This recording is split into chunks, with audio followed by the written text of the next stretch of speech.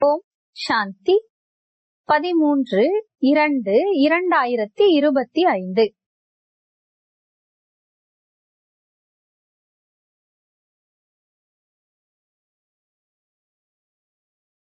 இனிமையான குழந்தைகளே, தந்தை யாராக இருக்கிறாரோ, எப்படி இருக்கிறாரோ அவரை சரியான முறையில் அறிந்து நினைவு செய்வது, இதுவே முக்கிய விஷயம் ஆகும். மனிதர்களுக்கு இந்த விஷயத்தை மிகுந்த யுக்தியுடன் புரிய வைக்க வேண்டும். கேள்வி: முழு உலகத்திற்கான எந்த ஒரு படிப்பை நீங்கள் இங்குதான் படிக்கிறீர்கள்? பதில்: நீங்கள் அனைவரும் ஆத்மா ஆவீர்கள் என்பதே முழு உலகத்திற்கான படிப்பு ஆகும். ஆத்மா என்று உணர்ந்து தந்தையை நினைவு செய்தீர்கள் என்றால் பாவனமாக ஆகிவிடுவீர்கள். முழு உலகத்திற்கான தந்தை அனைவரையும் பாவனமாக ஆக்குவதற்காக ஒரே ஒரு முறை வருகிறார். அவரே படைப்பவர் மற்றும் படைப்பின் ஞானத்தை அளிக்கிறார். எனவே உண்மையில் இது ஒன்றுதான் யூனிவர்சிட்டி, பல்கலைக்கழகம் ஆகும். இந்த விஷயத்தை குழந்தைகள் தெளிவுபடுத்தி புரிய வைக்க வேண்டும். ஓம் சாந்தி. பகவானின் மகா வாக்கியம். இப்பொழுது பகவான் யார் என்பதையோ ஆன்மீக குழந்தைகள் புரிந்துள்ளீர்கள். பாரதத்தில் யாருமே சரியான முறையில் அறியாமல் உள்ளார்கள்.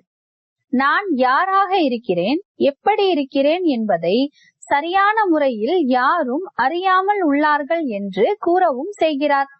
உங்களிலும் வரிசை கிரமமாக உள்ளீர்கள். வரிசை கிரமமாக முயற்சிக்கேற்ப அறிந்துள்ளீர்கள். இங்குதான் இருக்கிறார்கள் என்றாலும் கூட சரியான முறையில் அறியாமல் இருக்கிறார்கள். சரியான முறையில் அறிந்து பின் தந்தையை நினைவு செய்வது, இது மிகவும் கடினமாக உள்ளது. மிகவும் எளிதானது என்று குழந்தைகள் கூறுகிறார்கள் என்றாலும் கூட, நான் யாராக இருக்கிறேன், நான் நிரந்தரமாக தந்தையை நினைவு செய்ய வேண்டும். புத்தியில் இந்த யுக்தி இருக்கிறதா? நான் ஆத்மா, மிகவும் சிறியதாக உள்ளேன். நம்முடைய பாபா தந்தை கூட பிந்து, சிறிய புள்ளியாக உள்ளார்.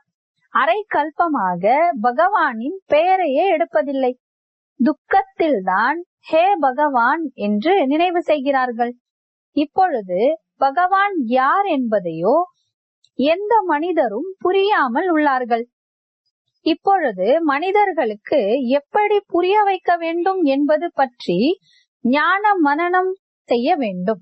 அதாவது சிந்தனை கடலை கடைய வேண்டும்.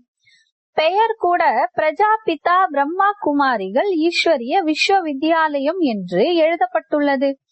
இதன் மூலமாக கூட இது ஆன்மீக எல்லையில்லாத தந்தையின் ஈஸ்வரிய விஸ்வவித்யாலயம் என்பதை புரிந்து கொள்வதில்லை. இப்பொழுது மனிதர்கள் சட்டென்று புரிந்து கொண்டு விடும் வகையில் என்ன பெயர் வைக்கலாம்? எப்படி இது யூனிவர்சிட்டி என்பதை மனிதர்களுக்கு புரிய வைக்கலாம்? யூனிவர்ஸ் என்ற வார்த்தையில் இருந்து யூனிவர்சிட்டி என்ற வார்த்தை வெளிப்பட்டு உள்ளது. யூனிவர்ஸ் என்றால் முழு உலகம். அதற்கு யூனிவர்சிட்டி என்று பெயர் வைத்துள்ளார்கள். இங்கு எல்லா மனிதர்களும் படிக்க முடியும். யூனிவர்ஸ் அதாவது உலகத்தில் படிப்பதற்கான யூனிவர்சிட்டி ஆகும். இப்பொழுது உண்மையில் உலகத்திற்காக ஒரே ஒரு தந்தை வருகிறார். இது அவருடைய ஒரே ஒரு யூனிவர்சிட்டி ஆகும். ஏம் ஆப்ஜெக்ட், லட்சியம், நோக்கம் கூட ஒன்றுதான். தந்தை தான் வந்து முழு உலகத்தை பாவனமாக ஆக்குகிறார், யோகம் கற்பிக்கிறார். இதுவோ அனைத்து தர்மத்தினருக்காகவும் உள்ளது. தன்னை ஆத்மா என்று உணருங்கள் என்று கூறுகிறார். முழு உலகத்திற்கான தந்தை நிராகார இறை தந்தை ஆவார். ஆக நாம் ஏன் இதன் பெயரை spiritual university of spiritual incorporeal godfather என்று வைக்கக்கூடாது? எண்ணம் எழுகிறது அல்லவா? மனிதர்கள் எப்படி இருக்கிறார்கள்? முழு உலகத்தில் ஒருவர் கூட தந்தையை அறியவில்லை, அறியாமல் உள்ளார்கள். படைப்பவரை அறிந்தால்தானே பின் படைப்பையும் அறிந்து கொள்வார்கள். படைப்பவர் மூலமாகத்தான் படைப்பை பற்றி அறிய முடியும். தந்தை குழந்தைகளுக்கு எல்லாவற்றையும் புரிய வைத்து விடுவார். வேறு யாருமே அறியாமல் உள்ளார்கள். ரிஷி முனிவர்கள் கூட தெரியவில்லை தெரியவில்லை என்றபடியே சென்று விட்டார்கள். எனவே முன்பெல்லாம் உங்களுக்கு இந்த படைப்பவர் மற்றும் படைப்பின் ஞானம் இருக்கவில்லை என்று தந்தை கூறுகிறார். இப்பொழுது படைப்பவர் புரிய வைத்துள்ளார்.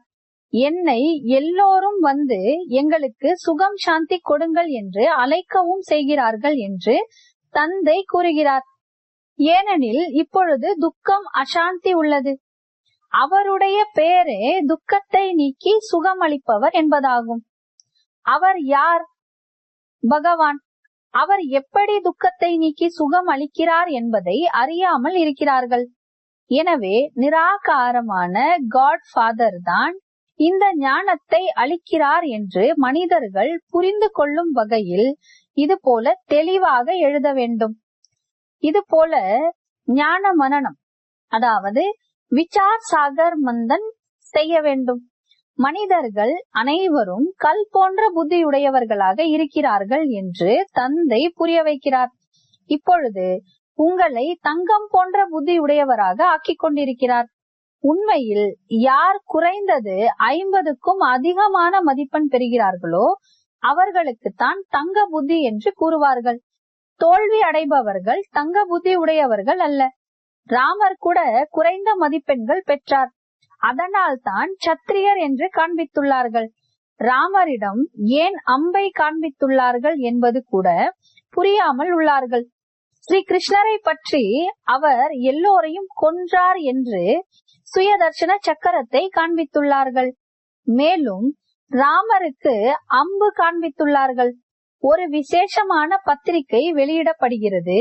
அதில் கிருஷ்ணர் எப்படி சுயதர்சன சக்கரத்தின் மூலம் அக்காசுரர்கள் பக்காசுரர்கள் ஆகியோரை கொள்கிறார் என்பது காண்பித்துள்ளார்கள். இருவரையும் இம்சை செய்பவர்களாக சித்தரித்து உள்ளார்கள். மேலும் பிறகு இருவிதமான இம்சை செய்பவர்களாக டபுள் இம்சக் ஆக்கியுள்ளார்கள். அவர்களுக்கும் கூட குழந்தைகள் பிறந்தார்கள் அல்லவா என்று கூறுகிறார்கள். அட, அவர்கள் இருப்பதே நிர்விகாரி தேவி தேவதையாக. அங்கு ராவண ராஜ்யம் இருப்பதே இல்லை. இச்சமயத்தில்தான் ராவண சம்பிரதாயம் என்று கூறப்படுகிறது. நாம் யோக பலத்தினால் உலக அரசாட்சியையே பெற்றுவிடும் பொழுது யோக பலத்தினால் குழந்தைகள் பிறக்க முடியாதா என்ன என்று இப்பொழுது நீங்கள் புரிய வைக்கிறீர்கள். அது இருப்பதே நிர்விகாரி உலகமாக. இப்பொழுது நீங்கள் சூத்ரனில் இருந்து பிராமணர் ஆகியுள்ளீர்கள். இது போல இவர்களிடம் முழு ஞானமும் உள்ளது என்று மனிதர்கள் புரிந்து கொள்ளும் வகையில் நல்ல விதமாக புரிய வைக்க வேண்டும். சிறிதளவு கூட இந்த விஷயத்தை புரிந்து கொண்டார்கள் என்றால் இவர் பிராமண குலத்தினர் ஆவார் என்று புரிந்துவிடும். ஒரு சிலருக்கோ இவர் பிராமண குலத்தவர் அல்ல என்று உடனே புரிந்து கொண்டு விடுவோம். பலவிதமானோர் வருகிறார்கள் அல்லவா? எனவே நீங்கள் spiritual university of spiritual incorporeal god father என்று எழுதி பாருங்கள் என்ன ஆகிறது என்று. ஞான மனனம் செய்து வார்த்தைகளை ஒன்றுபடுத்த வேண்டி உள்ளது. இங்கு இந்த ஞானம் இறை தந்தை புரிய வைக்கிறார் அல்லது ராஜயோகம் கற்பிக்கிறார் என்று மனிதர்கள் புரிந்து கொள்ளும் வகையில் இதில் எழுதுவதற்கான மிகுந்த யுக்தி வேண்டும். இந்த வார்த்தை கூட சாதாரணமானது.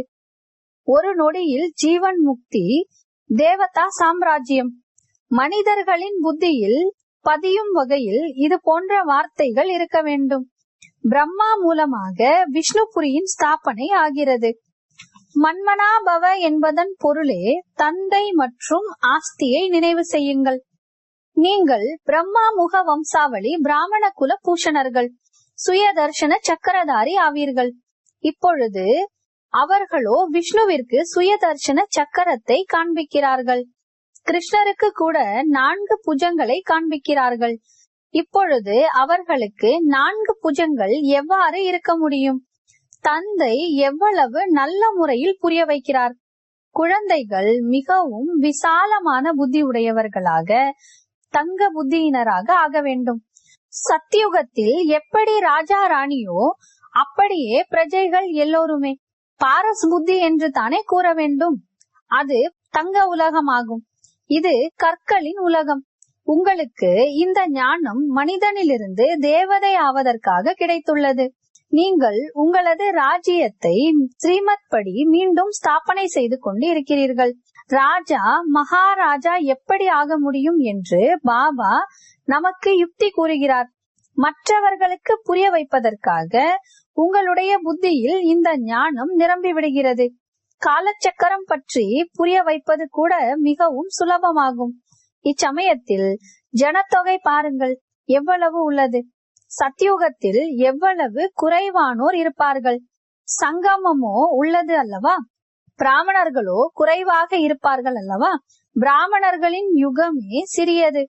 பிராமணர்களுக்கு பிறகு தேவதைகள் விருத்தியை அடைகிறார்கள். குட்டிக்கரணம் ஆகிறது அல்லவா? எனவே ஏணிப்படியின் படத்துடன் கூடவே விராட்ட ரூபமும் இருந்தது என்றால் புரிய வைப்பது தெளிவாக இருக்கும். யார் உங்கள் குலத்தினராக இருப்பார்களோ அவர்களுடைய புத்தியில் படைப்பவர் மற்றும் படைப்பின் ஞானம் சுலபமாகவே பதிந்துவிடும். இவர் நமது குலத்தினரா இல்லையா என்பது அவர்களுடைய முகத்தின் மூலமாக கூட தெரிய வந்துவிடும். நமது குலத்தினராக இல்லை என்றால் தோசைக்கல் போல் உணர்ச்சியற்று கேட்பார். யார் அறிவாளியாக இருப்பாரோ அவர் கவனத்துடன் கேட்பார். ஒரு முறை யாருக்காவது முழுமையாக அம்பு போல பதிந்தது என்றால் பின் வந்து கொண்டே இருப்பார்கள். ஒரு சிலர் கேள்வி கேட்பார்கள். மேலும் யாராவது நல்ல மலராக இருந்தால் தானாகவே தினமும் வந்து முழுமையாக புரிந்து கொண்டு போய்விடுவார். படங்கள் மூலமாக யார் வேண்டுமானாலும் புரிந்து கொள்ள முடியும். இதுவோ உண்மையில் தேவி தேவதா தர்மத்தின் ஸ்தாபனையை தந்தை செய்து கொண்டிருக்கிறார். ஒரு சிலர் கேட்காமலேயே தாங்களாகவே புரிந்து கொள்வார்கள். ஒரு சிலரோ நிறைய கேள்விகள் கேட்டுக்கொண்டே இருப்பார்கள். ஆனால் ஒன்றும் புரியாமல் இருப்பார்கள். பிறகும் புரிய வைக்க வேண்டியுள்ளது. குழப்பமோ செய்யக்கூடாது. பிறகு கூறுவார்கள், இறைவன் உங்களை காப்பாற்றுவது கூட இல்லை. இப்பொழுது அவர் என்ன பாதுகாப்பு அளிக்கிறார் என்பதை நீங்கள் அறிந்துள்ளீர்கள்.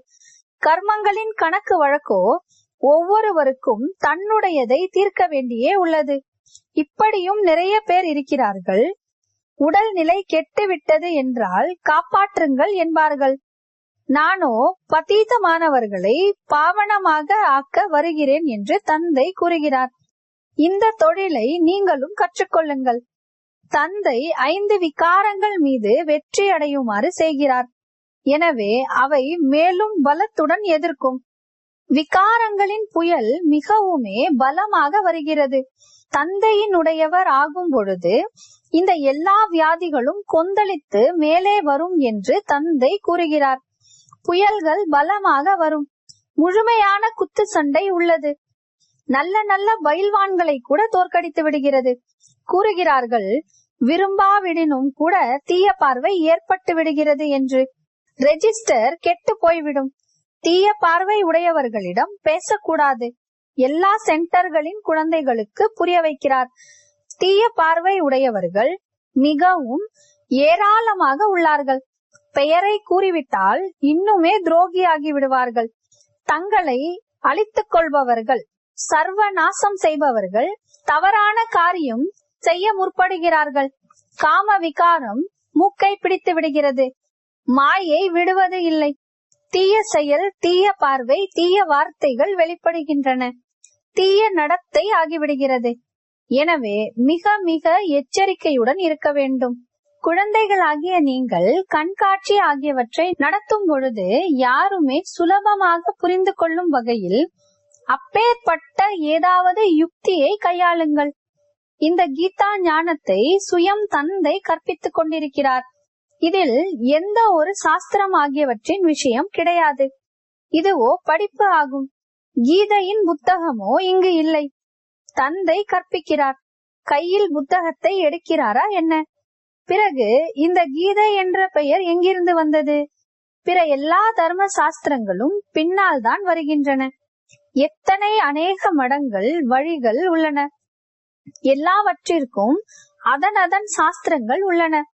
கிளைகள், கொடிகள் என்னவெல்லாம் உள்ளனவோ, சிறிய சிறிய மடங்கள், கொள்கைகள், அவற்றிற்கும் அதன் சாஸ்திரங்கள் உள்ளன. எனவே அவை எல்லாமே குழந்தை குட்டிகளாக ஆகின்றன. ஆனால் அவற்றினால் முக்தி கிடைக்காது. சர்வ சாஸ்திரங்களின் தாய் சிரோன்மணி கீதை என்று பாடப்பட்டுள்ளது. கீதையின் ஞானம் கூட கூறுபவர்கள் இருப்பார்கள் அல்லவா? எனவே இந்த ஞானத்தை தந்தை தான் வந்து தருகிறார்.